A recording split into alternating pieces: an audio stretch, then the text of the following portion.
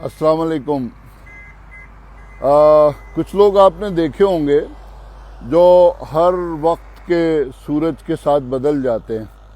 आज इत्तफाक से मैं यहाँ से गुज़र रहा था ज़रा बदीन की तरफ सफ़र करते हुए रास्ते में, तो मैंने ये खेत देखा तो मुझे वो लोग याद आ गए। मैंने अदनान से कहा, यार ज़रा थोड़ी देर रोकना गाड़ी, मैं ज़रा सूरजमुखी के इन फूलों के दरमियान खड़े होकर उनको याद करूं, उन लोगों को जिनका कोई नज़रिया, कोई ख्याल, कोई आइडियोलॉजी कुछ भी नहीं होता, बल्कि उनका जो कुछ होता है वक्त का सूरज होता है।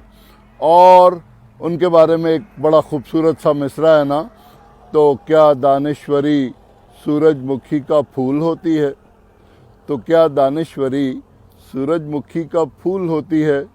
उनकी दानिश्वरी फॉर सेल होती है, उनका इंटेलेक्ट, उनकी लिखने की सलाहियत, उनकी बोलने की सलाहियत, उनकी सारी इस्तेदाद, सब कुछ बस सूरज की चंद किरणों, तवानाई और एनर्जी के कुछ सिक्कों, कुछ रुपयों पैसों के नाम होती है।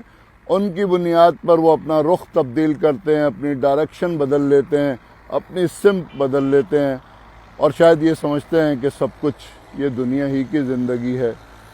तो वो मुझे याद आए और सूरजमुखी के ये फूल, और फिर एक दफ़ा वही बात, तो क्या दानिश्वरी सूरजमुखी का फूल होती है।